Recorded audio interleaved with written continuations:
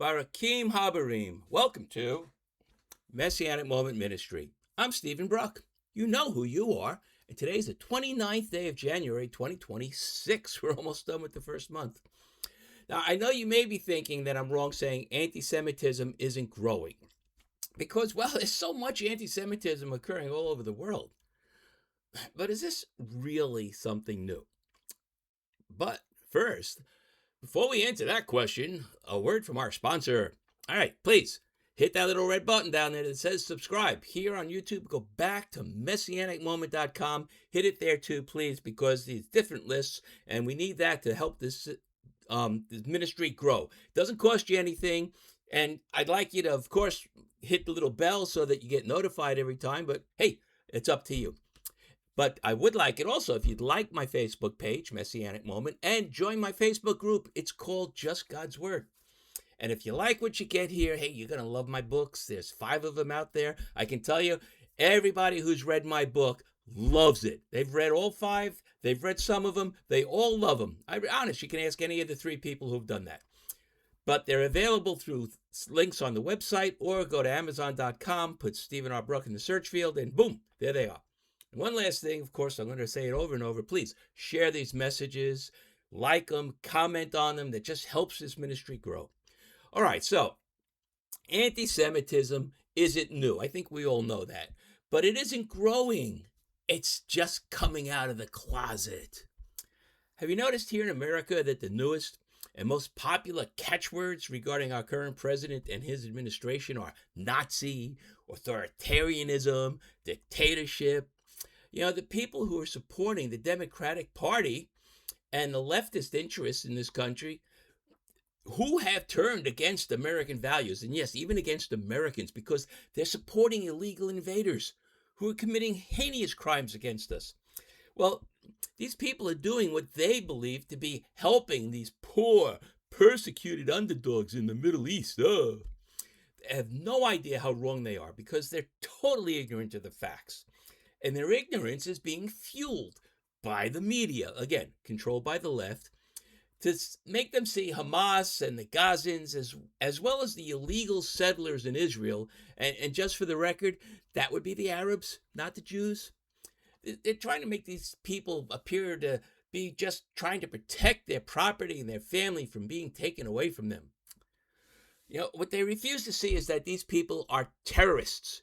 They're killing, they're raping, they're destroying, and they're acting completely against the laws of God. They're anarchists who want nothing to do with the land.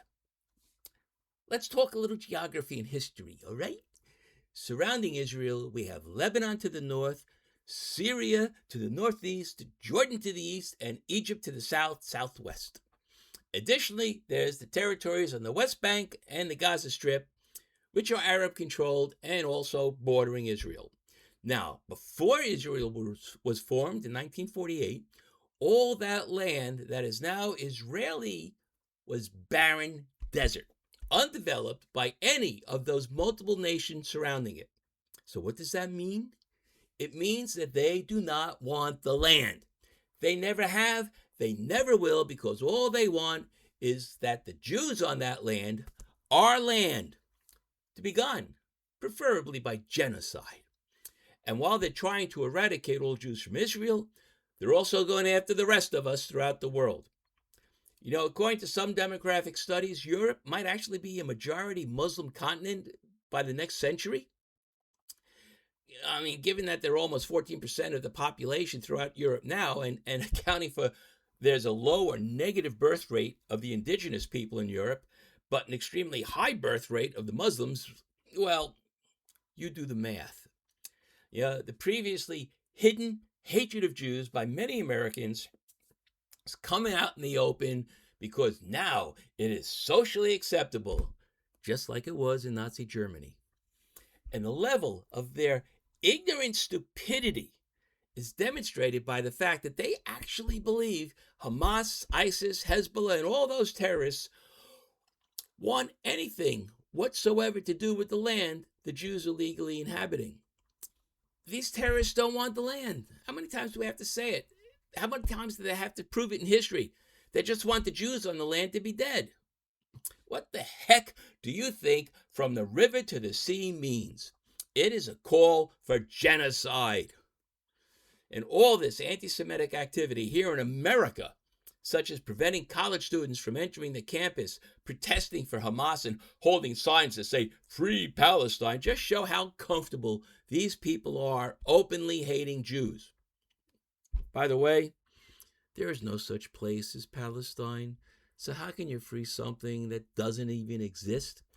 I mean, come on, how stupid can you be?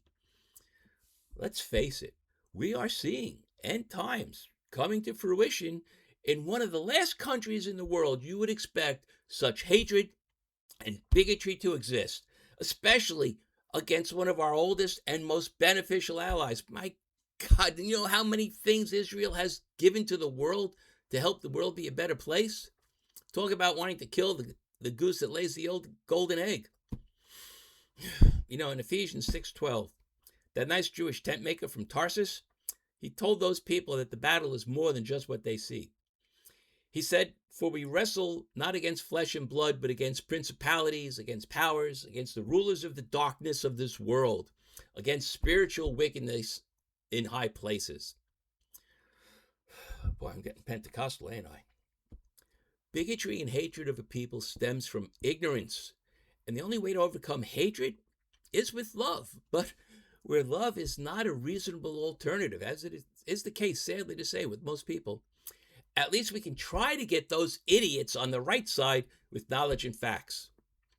And you know, we can try, but another sad truth is that the truth is impotent when you try to teach those who refuse to listen because they just don't want to know.